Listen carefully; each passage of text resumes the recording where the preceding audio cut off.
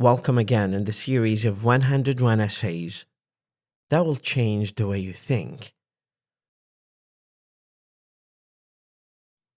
10 things emotionally intelligent people do not do. This is essay number 3. Emotional intelligence is probably the most powerful yet undervalued trait in our society.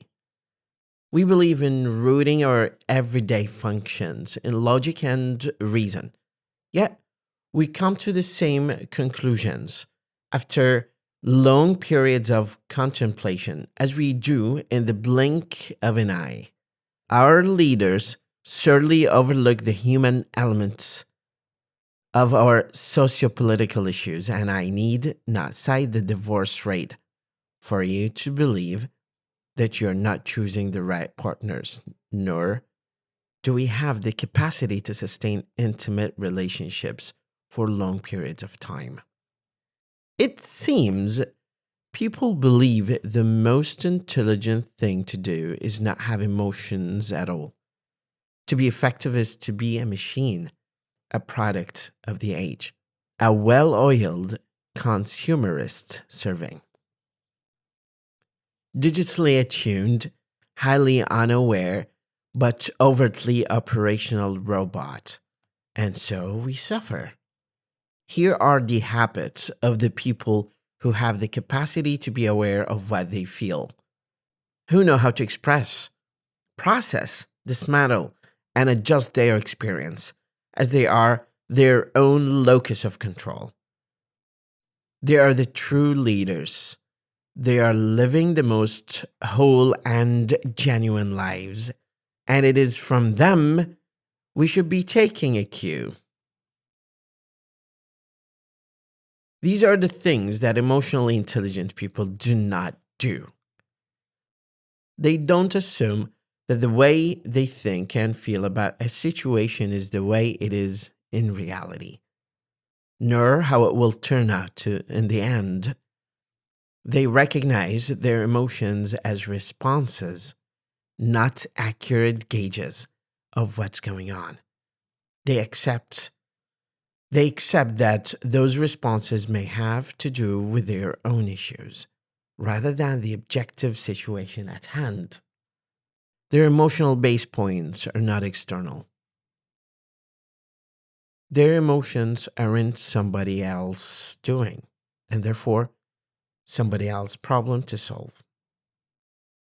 Understanding that they are the ultimate cause of what they experience keeps them out of falling in the trap of indignant passivity. What one believes that as the universe has done wrong, the universe will ultimately have to correct it. 3. They don't assume to know what it is that will make them truly happy. Being that our only frame of reference at any given time is what has happened in the past, we actually have no means to determine what would make us truly happy, as opposed to just feeling saved from whatever we disliked about our past experiences. In understanding this, they open themselves up to any experience that their life evolves toward, knowing that there are equal parts good and bad in anything. 4. They don't think that being fearful is a sign they are on the wrong path. The presence of indifference is a sign you're on the wrong path.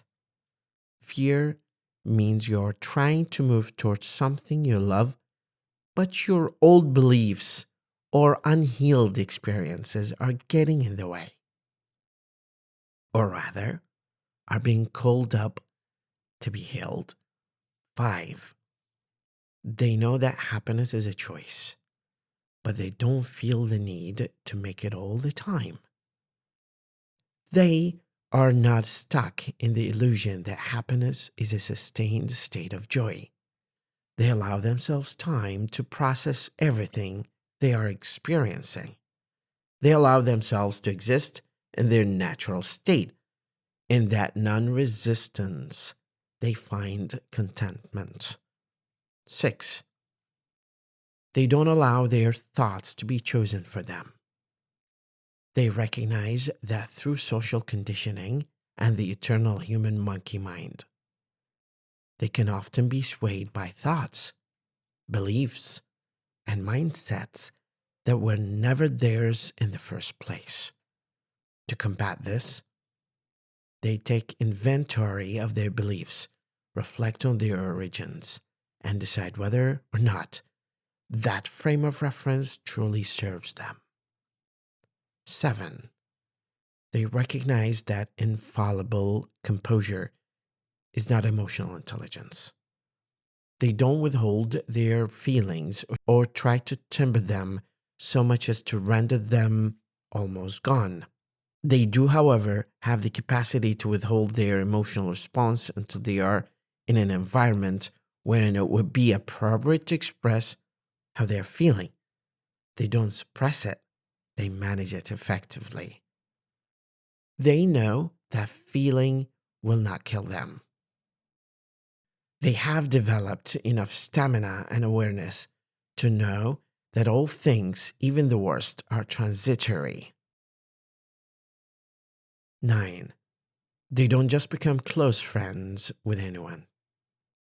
They recognize true trust and intimacy as something you build and something you want to be discerning with whom you share. But they're not guarded or closed, as they are simply mindful and aware of who they allow into their lives and hearts. They're kind to all but truly open to few. And 10, they don't confuse a bad feeling for a bad life. They are aware of and avoid extrapolation, which is essentially projecting the present moment into the foreseeable future. Believing that the moment at hand constitutes what your entire life amounted to, rather than just being another passing transitory experience in the whole. Emotionally intelligent people allow themselves their bad days. They let themselves be fully human. It's in this non-resistance that they find the most peace of all. This essay was taken from Malcolm Gladwell's book of Blink, The Power of Thinking Without Thinking. Thank you for listening. مدرب لغة وليد خالد.